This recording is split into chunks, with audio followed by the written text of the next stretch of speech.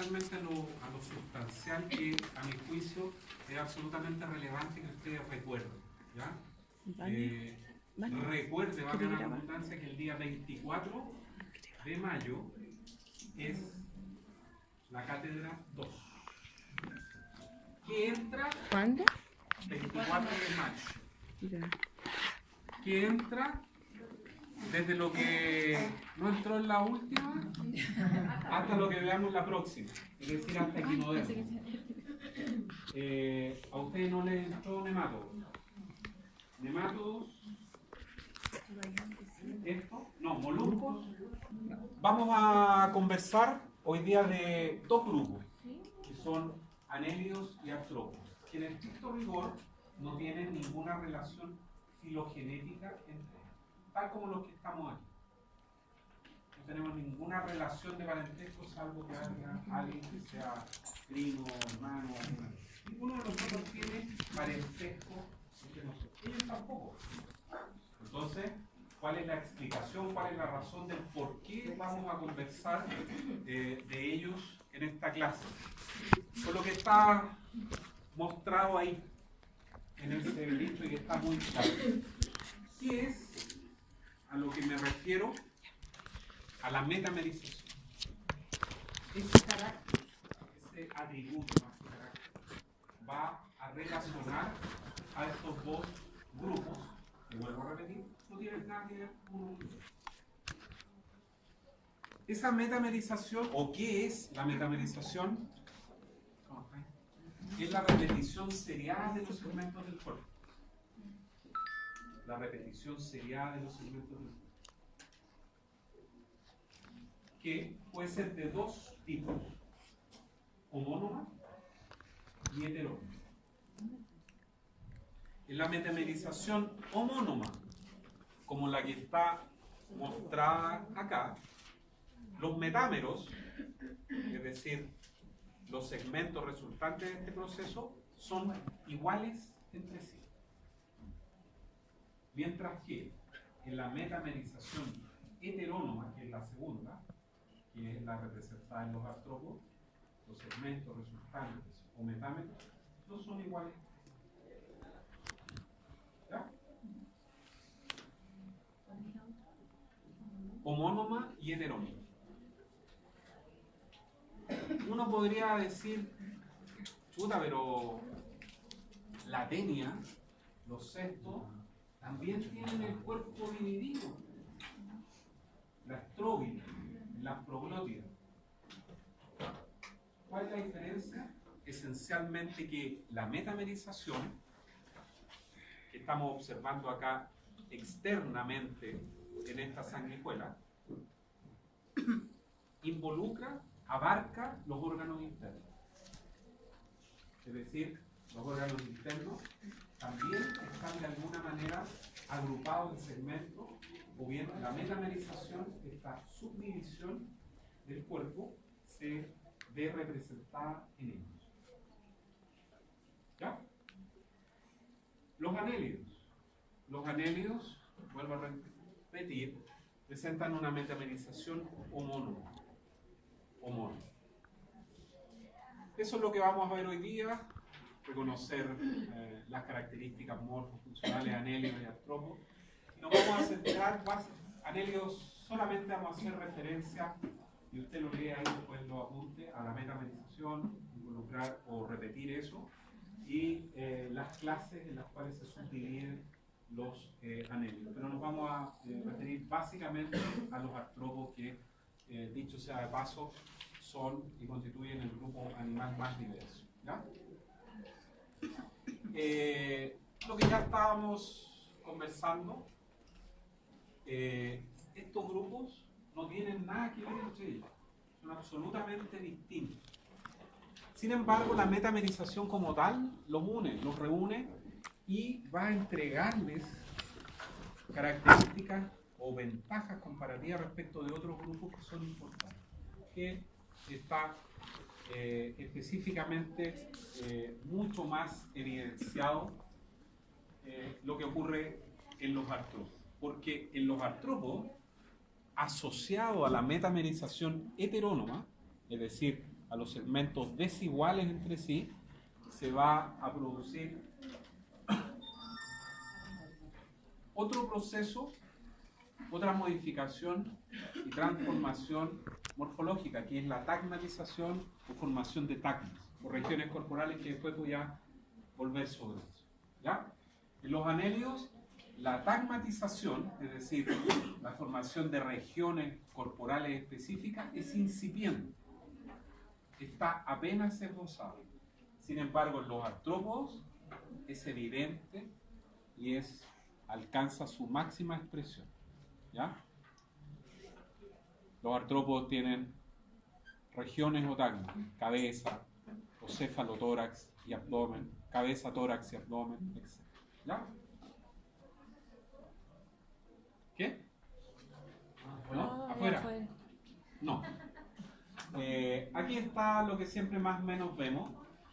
Vea usted que están los artrópodos allá y están los anélidos acá. No están relacionados unos con otros. Sí son o presentan algunos caracteres que los relacionan por razones obvias, ¿ya? Ambos grupos son protostomados, etc., pero no están relacionados unos con otros. Los anélidos, la segmentación puede ser uno de esos caracteres que los definen, particularmente la segmentación o metamerización de hongos. ¿Ya? Aquí hay una característica que la vimos la semana pasada y mencionamos que los moluscos estaban relacionados a los anélidos. ¿Por qué están relacionados a los anélidos? Porque presentan una larva que se denomina trocóforo, ambos grupos. Y aquí se ve que están relacionados. Esto en filogenia se denomina que son grupos hermanos, porque tienen un ancestro común. Porque están al ladito, uno de otro. Lo mismo los artrópodos con los nemátodos. ¿Por qué dijimos que los artrópodos y los nemátodos estaban medio juntados?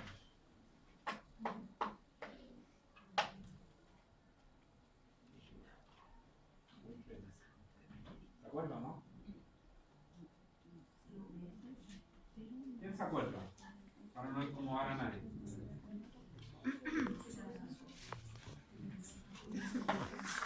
¿Ah? ¿Alguien se recuerda o no? Para no perder tiempo, digo. Los anélidos y los moluscos se relacionan porque ambos grupos tienen una larva común, trocóforo. Es decir, uno puede inferir que tienen un ancestro común y que la vida misma los llevó a diferenciar en miles de millones de años. Artrópodos, ¿a quién se relacionan? ¿Y por qué? Se relacionan con los nemátodos. ¿Por qué? Cosas que hemos visto. ¿Eh? No es que le esté preguntando chino mandarín. Anélidos, lo que estamos viendo hoy día, ¿quién es un anélido conocido por todos nosotros? La lombriz de tierra. Eso es un anélido. ¿A quién se relaciona? A los moluscos. Y si yo le preguntara en la prueba, anélidos y moluscos se relacionan por, usted tendría que buscar la alternativa que dice larva de trocóforo. No le va a preguntar nada esa pregunta, porque ya la dijo. Esto es un ejemplo, para que se motive. Punto A. Eso es mi trabajo. Ya. ¿Cómo se relacionan artrópodos y nemátodos? Se relacionan porque ambos grupos, como dice la gente, ambos dos se relacionan porque tienen una cubierta que deben mudar, deben cambiar para crecer. Yo les di incluso el nombre, que se llaman los ecdysozoa. Nadie me llegó a punto, a la vida. Ecdy. ¿Ah? Sí. Los artrópodos, los crustáceos, los arácnidos, los insectos, cuando uno ve una mosca de 2 milímetros, que vuela, esa mosca es adulta y no es la hija de una mosca, de un mosco grandote. ¿Mm? ¿Ya? Bueno, la larva trocófora relaciona moluscos y anenios. ¿Ya? Aquí está esbozada la metamerización, pero más específicamente está esbozada la tagmatización, que es muy menor en los anenios. Y vea usted que el primer metámero recibe un nombre, el segundo otro, y se va a ubicar la boca entre ellos, recibe tal nombre, y finalmente el último segmento donde se ubica el ano recibe otro nombre. Ahí está esbozada la tagmatización producto de la metamerización homónima. ¿Ya? Ahí está nuevamente la metamerización. ¿Qué era la metamerización? Que es lo que estamos hablando hace un buen rato, es la repetición seriada de los segmentos del cuerpo. Que en este caso, la metamerización es homónoma, porque son iguales entre sí. ¿Qué bicharraco es este? Un anélido marino, un poliqueto, que ojalá veamos allá cuando vayamos al espacio. ¿Ya? Poliqueto. Ahí está el primer grupo, la división o cómo se clasifican ellos, en poliquetos, clitelata, donde están las lombrices de tierra que antiguamente se llamaban oligoquetos. ¿Qué significa oligo?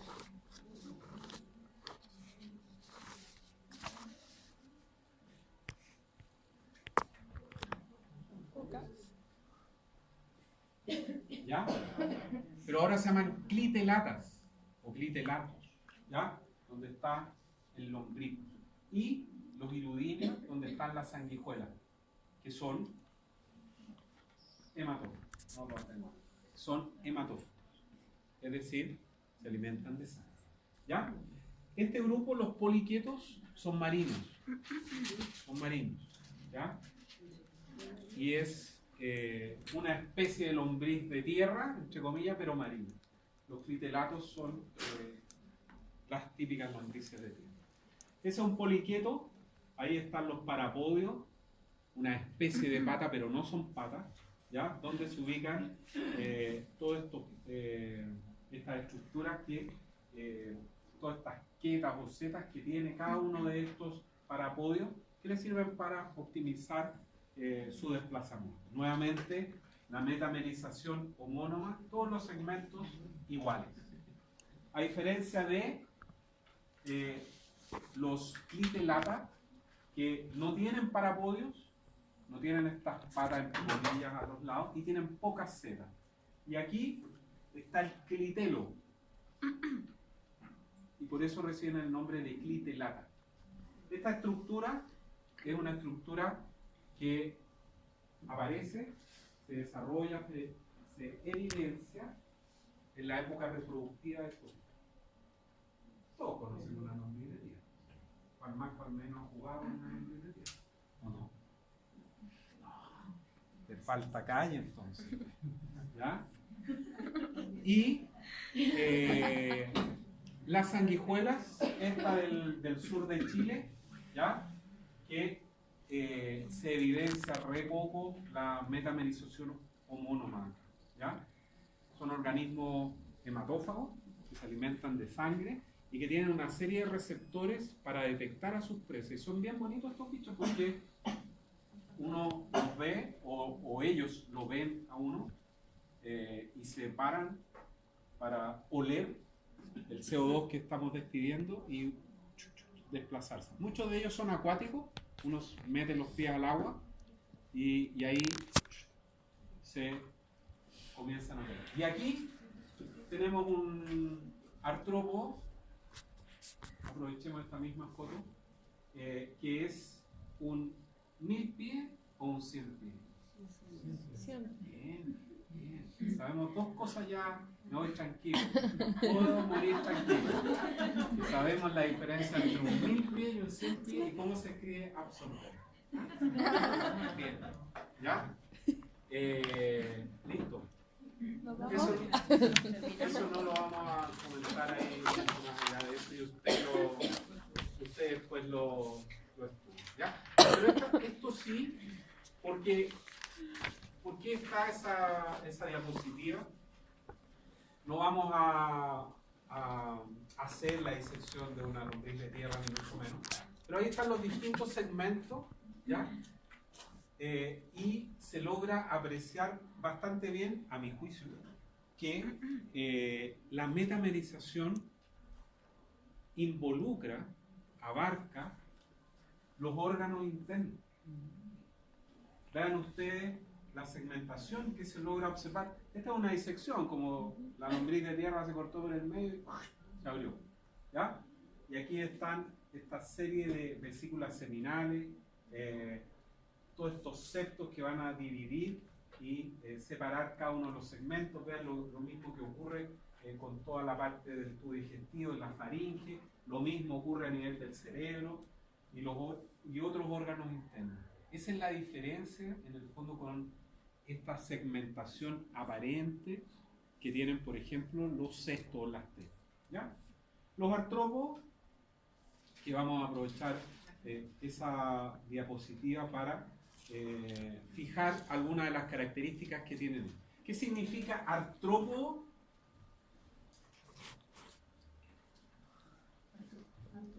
Con apéndices articulados.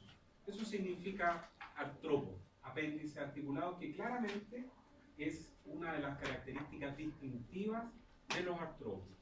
Cuando aparecieron los apéndices articulados en la evolución de los animales, fue una novedad evolutiva. Tal como cuando para la Pascua o para todas las cuestiones aparecen los vendedores y dicen la novedad, y toda la gente ahí agolpado comprando, debe haber sido algo parecido. ¿Ya? Debe haber sido algo parecido. ¿Por qué? Porque tener estos apéndices articulados posibilitó a estos bichos, les posibilitó poder desplazarse de una mejor manera, más eficiente, con una menor gasto de energía que reptar, por ejemplo. Proveerse de algunos apéndices articulados para manipular el alimento, para percibir el medio ambiente, etc. ¿Ya? Así que fue una ganancia importante. ¿Qué otra cosa se evidencia acá? La presencia del exoesqueleto quitinoso. Esa también fue una novedad en estos grupos. El exoesqueleto, toda esta cubierta, tiene una serie de ventajas para los artrópodos. Esencialmente, ¿cuáles? No se olvide usted que los artrópodos son organismos esencialmente, o muchos de ellos, son terrestres. ¿Cuál fue el primer problema que todo organismo que sale del agua y va a la tierra? Evitar al máximo la pérdida de agua, la deshidratación. Si no se logra solucionar eso, estamos liquidados. ¿Ya? El exoesqueleto como tal está provisto de una serie de capas de compuestos químicos y entre otras cosas tiene cera, proteína, lípidos y la quitina, que le va a dar la rigidez y evita la pérdida de agua. ¿Qué otra cosa se logra observar? Fíjense ustedes ahí que hay algunas depresiones o suturas que lo pudimos ver cuando hicimos la disección del camarón de río. Esas líneas o suturas, que así se denominan, son invaginaciones del exoesqueleto, es decir, el exoesqueleto se va hacia adentro. ¿Para qué? Para servir de punto de inserción, esa línea que hay ahí, por ejemplo, de los apéndices articulados. ¿Qué? Diga. Rígido y qué.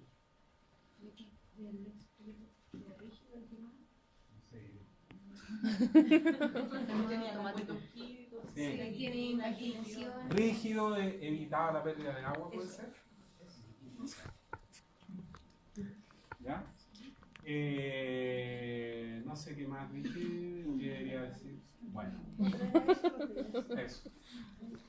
Aquí está la característica que les preguntaba hace un rato y que todo el mundo tenía una cara de incógnita. Artrópodos se relacionan con los nematos. ¿Por qué? Porque ambos mudan la cutícula. ¿Se acuerda cuando hizo la disección nemato del gusano, que tuvo que con los alfileres, ese era el nemato. Resultó muy fácil con un alfiler romper, cortar la cutícula. ¿Qué es lo que tenía que hacer? Tenía que ir abriendo y pinchando, porque si no, la cutícula volvía. ¿Ya? Eso relaciona a ambos. ¿Cuáles son los caracteres distintivos de los artrópodos? Los apéndices articulados, el exoesqueleto y también la segmentación, que es del tipo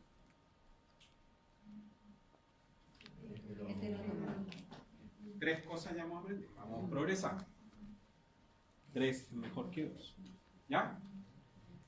Esta imagen es absolutamente pertinente para hacernos la idea de el número de artrópodos que hay descritos, es decir, que tienen un nombre, versus los distintos otros grupos de animales. Si nosotros miramos este que hay acá, que representa a los mamíferos, veamos el tamaño con relación a la mosca. ¿Cuántas especies de mamíferos conocidas hay? Unas 4.600, un poquito más, un poquito menos. Las aves, casi el doble de los mamíferos, unas 9.000 especies. Moluscos, 60.000, por ahí. ¿Ya? ¿Cómo se llama este? Una lombriz. Anelio de mar.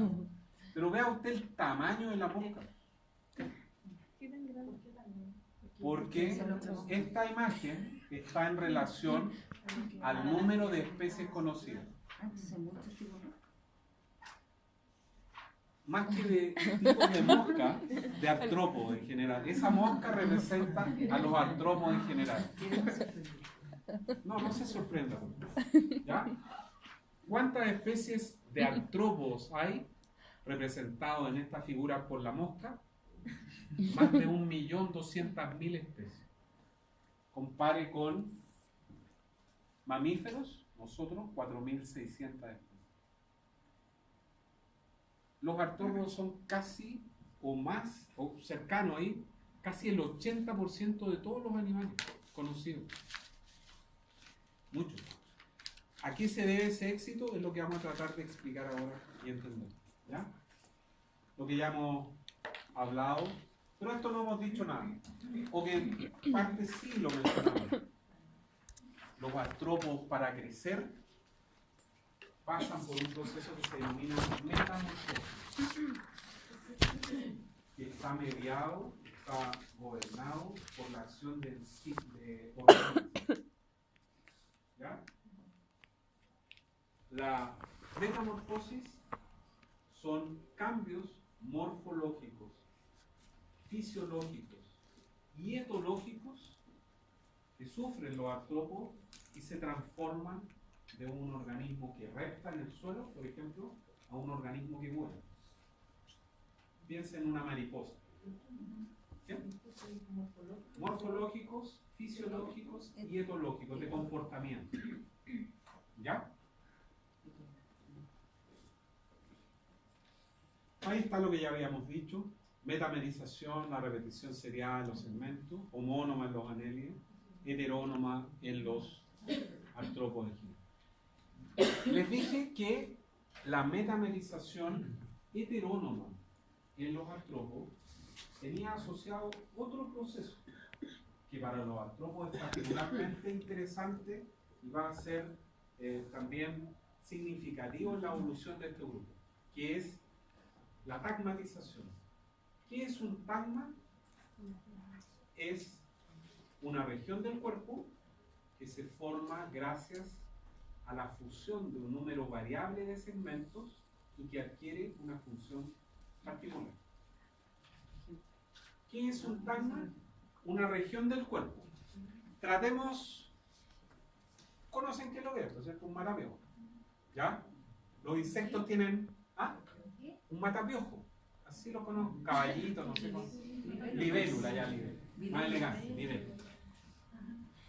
Es un insecto, por consiguiente tiene tres tagmas: cabeza, tórax y abdomen. Tratemos de aplicar la definición de tagma específicamente con el tagma torácico. ¿La aburro? No. ¿Qué es un tagma? Una región del cuerpo que se forma gracias a la fusión de un número variable de segmentos. ¿Cuántos segmentos forman el tagma torácico? 3. 1, me guío por las patas, 1, 2 y 3. Y que adquiere una función particular. ¿Cuál es la función del tagma torácico? Locomoción. Están las alas y las patas. ¿Ya? Eso es un tagma.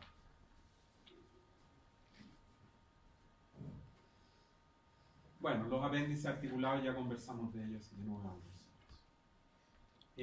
Esto lo hemos dicho.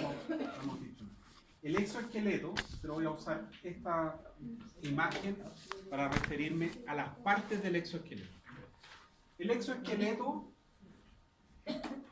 es una zona rígida del cuerpo de los artrópodos, que les entrega muchas ventajas a ellos, porque los protege, evita la pérdida de agua, etcétera, etcétera. Y sirve como punto de inserción de la musculatura de los apéndices articulados. Pero además todo en la vida tiene algunos problemas. No todo es tan bueno como uno quisiera, ¿cierto? ¿Y cuáles son los problemas que tiene o que les entrega el exoesqueleto? Que no es nada muy crecedor. Entonces, los artrópodos al estado adulto no crecen. Esta hormiga no crece al estado adulto. Aquí llegó ya al final. ¿Dónde crecen los artrópodos? Generalmente en los estados juveniles. Y el exoesqueleto en esos estados juveniles llega hasta cierto punto. No es elástico, por así decirlo. Entonces, cuando un artrópodo juvenil crece y quiere seguir creciendo, obligatoriamente debe mudar el exoesqueleto. Lo rompe, se sale e inmediatamente la epidermis forma otro y comienza progresivamente a endurecerse. Si quiere seguir creciendo, vuelve a mudarse y así sucesivamente. Pero los adultos no mudan, no crecen más. Por eso les decía yo, una mosquita chica, adulta, que vuela, eso ya es adulto. No es el hijo de una mosca grande. ¿Ya?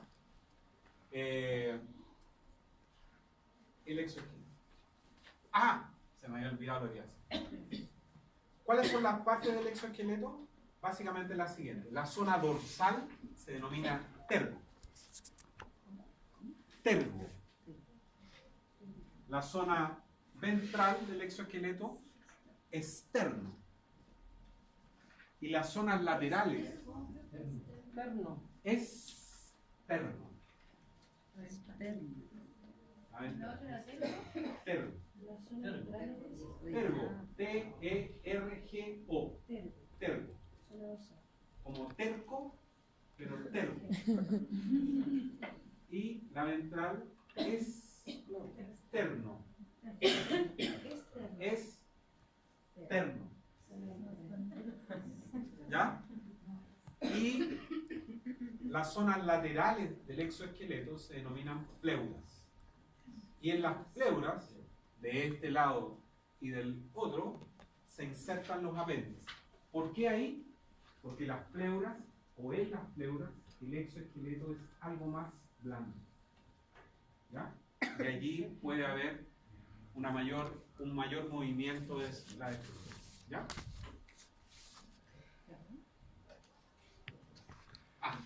Aquí sí que hay algunas cosas que decir.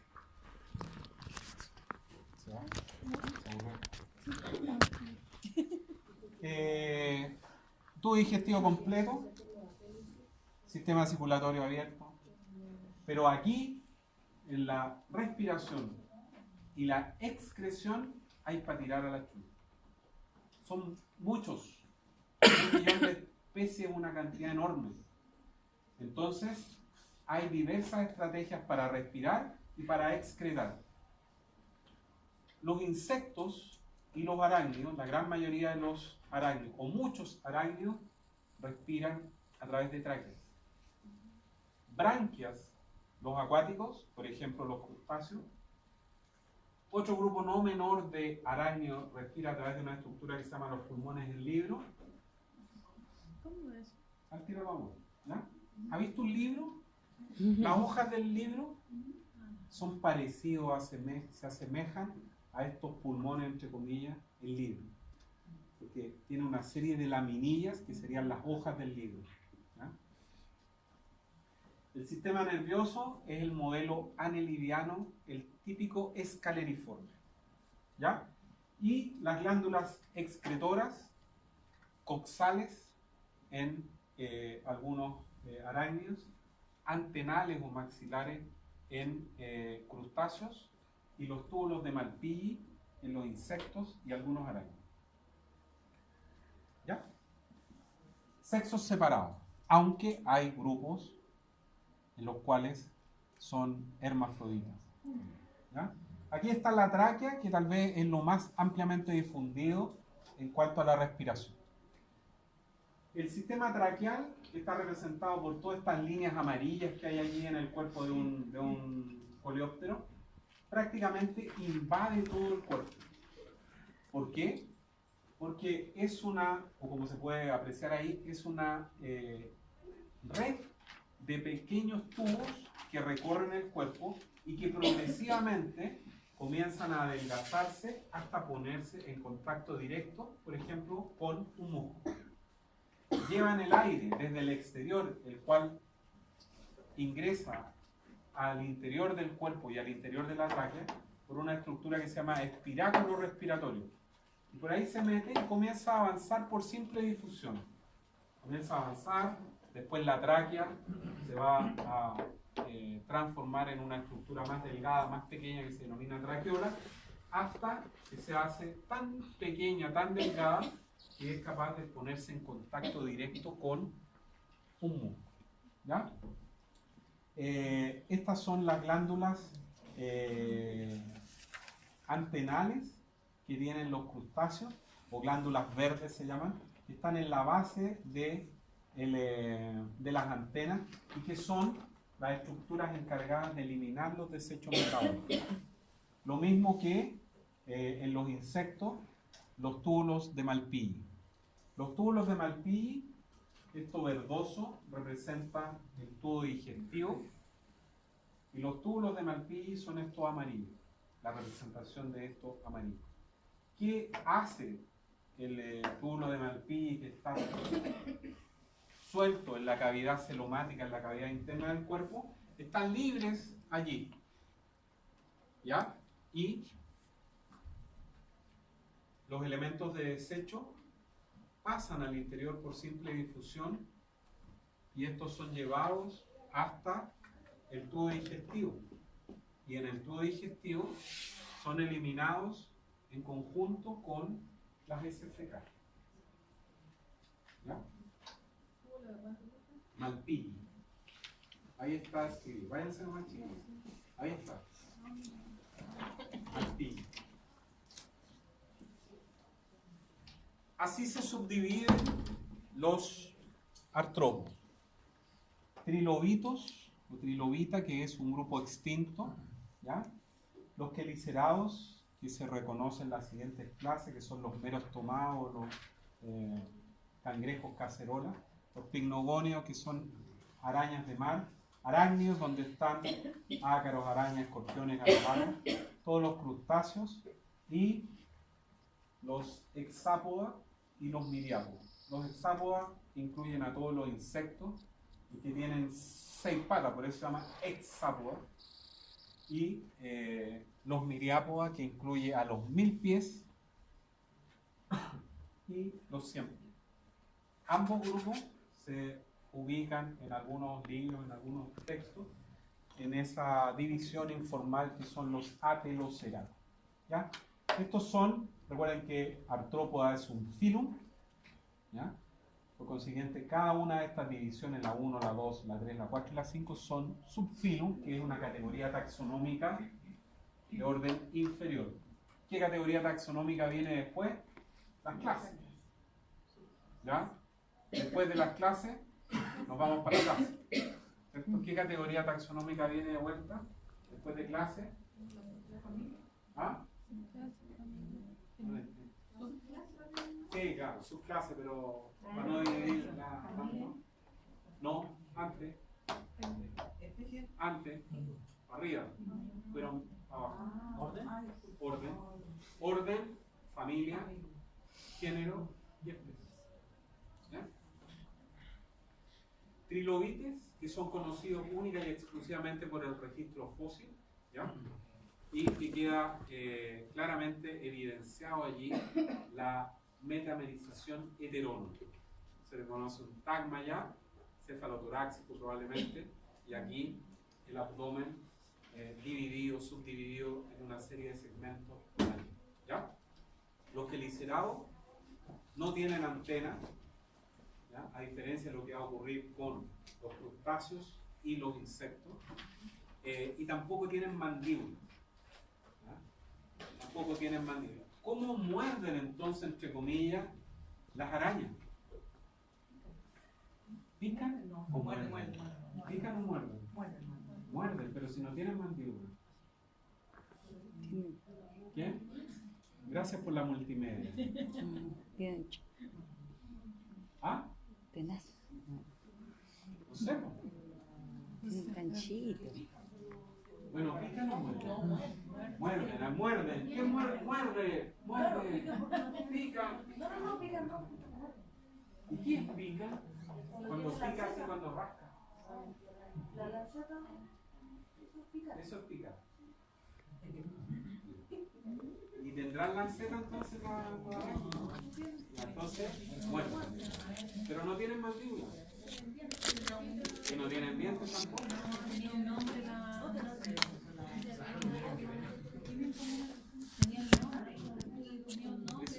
¿Tienen? ¿Cómo se llama usted? A Paula le dio esas cosas así. No dio un nombre, ¿cierto? No dio nombre. Paula no dio nombre. la prueba tiene aquí una cosa. No sé dónde está. Ya, pero ¿cómo se llama? Sí, estamos tratando de averiguar. ¿Ah? La otra vez la dijo que se hace de...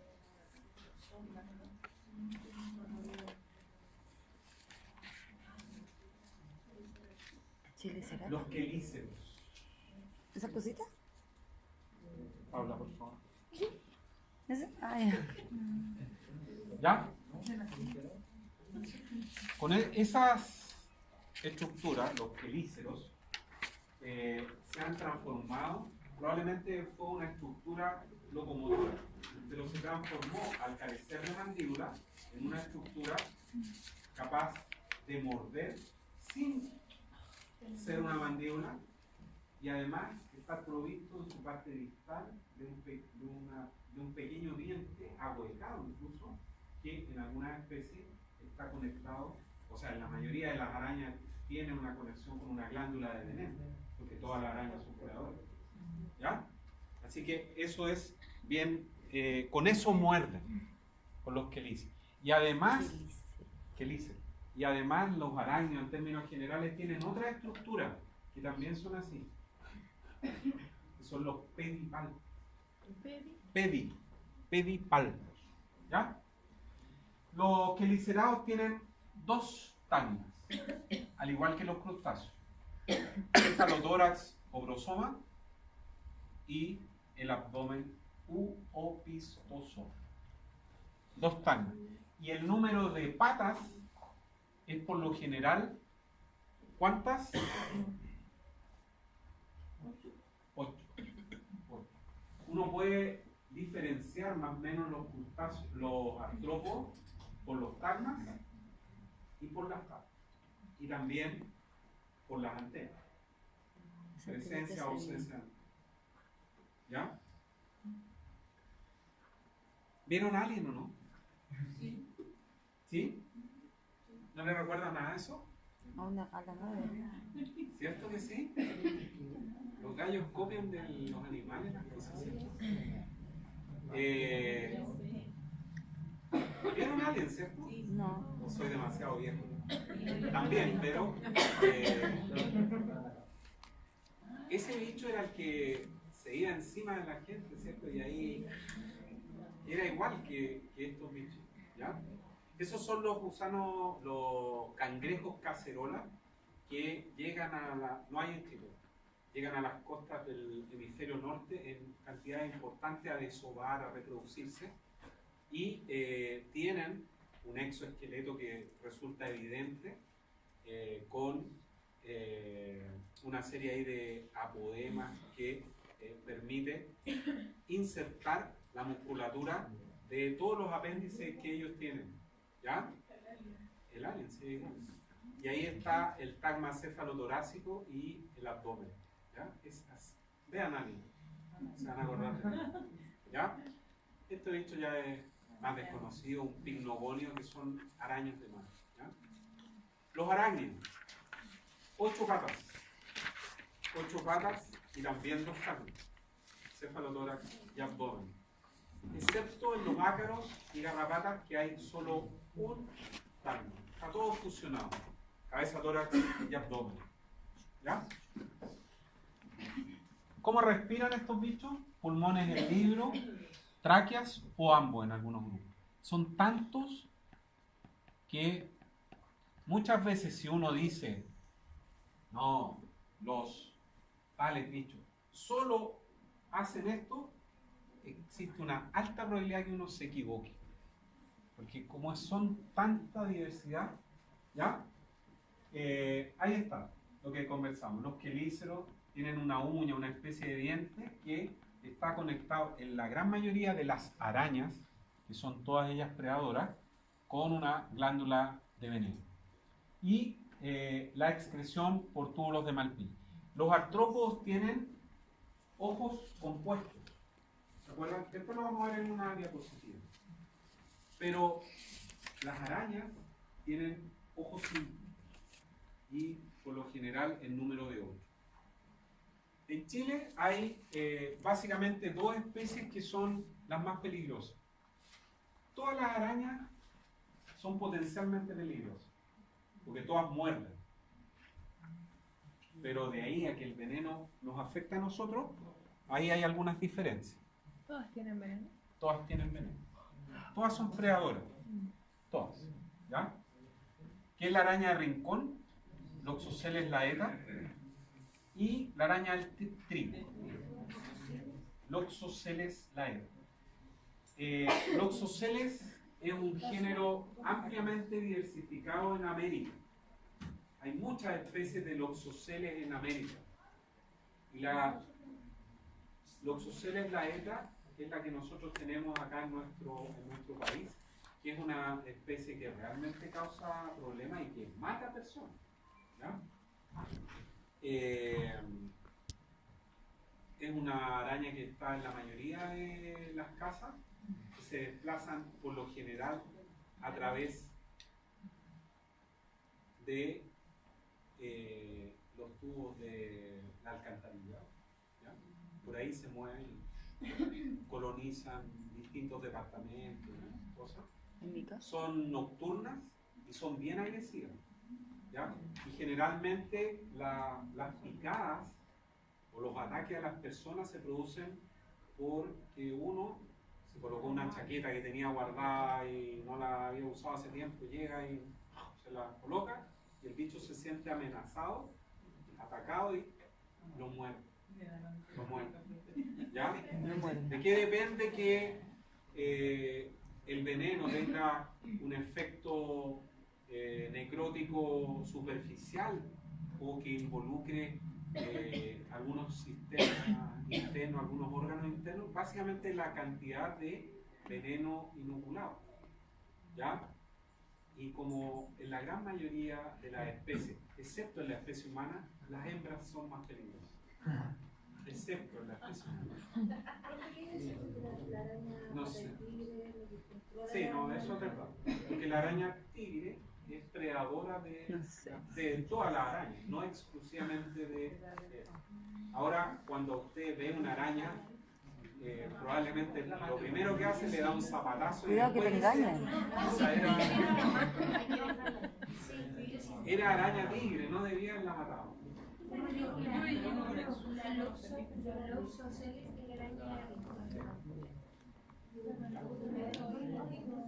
Camina rápido.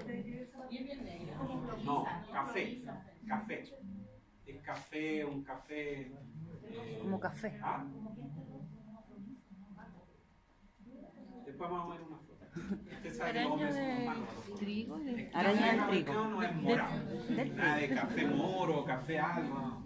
Ahí hacemos agua. Un café. Y la Ladrodectes acans, que es la araña del trigo, que también tiene su peligro en la cuestión. Ese es ¿Ya? el picado de la araña. Exactamente. ¿Y por qué se llama? ¿De dónde viene ese dicho? A ver, usted que sabe todo. No sé si usted sabe. Díganos. Y una vez escuché que... ¿Qué es lo que escuchó? Esto en el metro, me imagino. Claro, en la micro escuché que... Esto fue en la misma. Claro, decía que los picados de la araña les decían así, porque cuando te picaba esta araña, no sé qué hacía en tu sistema nervioso, que provocaba erección quizás en los hombres, y por eso era como picado de la araña. Exacto, eso, justamente. Porque la picada de la araña produce lo que se denomina una erección dolorosa del pene, que se llama priapismo. ¿Ya? Entonces, probablemente de ahí viene el dicho este gallo es picado de la araña, y que después diseminó a otra cosa ampliamente distinta. ¿Ya?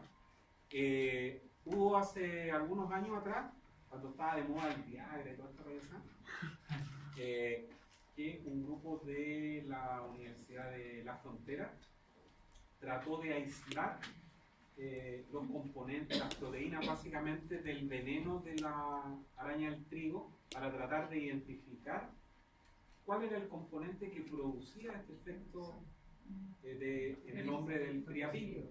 Pero tan complejos los venenos, son tantos compuestos químicos, que no sé si los gallos lograron dar con la luz. Querían hacerse millonarios, pero... Tenemos viuda negra acá. Sí. Le interesó el tema, parece a usted, así que... ¿Le parece que la hembra mata al macho? ¿Ves que le interesó? Sí, por eso se llama viuda negra. ¿Ya? En muchos artrópodos ocurre eso, que los machos son, aunque suene triste decir, única y exclusivamente son usados por las hembras para copular, fecundar los huevos y después, si te he visto no me acuerdo, un touch and go. ¿Ya? Araña de rincón con ese color. Esa foto es buena y por eso la coloqué ahí, porque así son, de ese color. Las patas largas y, como alguien dijo por ahí, rápidas, caminan súper rápido. ¿Ya? Y son agresivos estos bichos, se vienen encima de las personas. Ahí se alcanzan a ver los pedipalpos, Esos son los pedipalpos. que son sensitivos. ¿Ya? Son sensitivos. No son los quelíceos, no están los quelíceos. Y ahí está el abdomen, que en este caso es un macho. El abdomen es más o menos chiquitito en los machos. No así el de la hembra, que es más loso. Ese es un macho.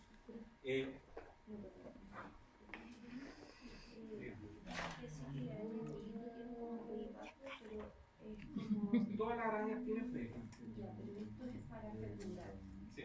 Específicamente para fecundar. Sí, eso ocurre que hay una transferencia de un paquete de espermatozoides que termina un espermatozoide. Y ahí está la araña del trigo, ¿ya? Que tiene este característico dibujo o patrón de coloración en la zona dorsal del abdomen, ¿ya? Ahí hay una secuencia que es bien grave, de una situación grave de loxocelismo, y vean ustedes la progresión del veneno, ¿ya? Que finalmente termina necrosando y destruyendo tejido. Obviamente en una situación de mayor compromiso, de veneno que invade a través del sistema circulatorio compromete órganos, etcétera, las personas mueren. Y no es que mueran 50 gallos todos los años, pero muchas veces aparece en la televisión muerto por picar araña. Y básicamente, ¿por qué? Porque en Chile no hay antídoto. Y el antídoto que tenemos en Chile, que se usa, que no está disponible en todos lados, es del Perú. ¿Y eso en cuánto tiempo sucede? Sí. Así que cuando uno lo pica una araña, lo ideal siempre lo muerde. Tratar de agarrar la araña Difícil. e ir a alguna parte que entiendan, no a cualquier consultorio, porque ahí no saben. Y generalmente a la católica, ahí tienen antídotos, sobre todo en casos complejos. Más vale asegurar camiseta y partir ahí, si es que no esperar que ya la persona esté grave, ¿ya?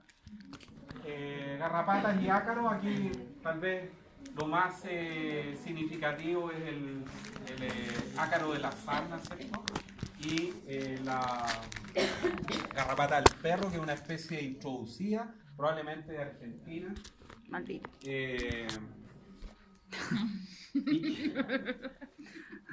Se supone que ingresó por la zona de la zona de Temuco, ¿ya? Por ahí, y que hoy día está ampliamente diseminada por todo el país y con gran abundancia. ¿Qué es lo peligroso de esto? Porque en muchos lugares las arañas, las garrapatas transmiten bacterias. Tal vez la más grave es la enfermedad de Lyme, que tienen los gringos, el Lyme. ¿Ah? Claro.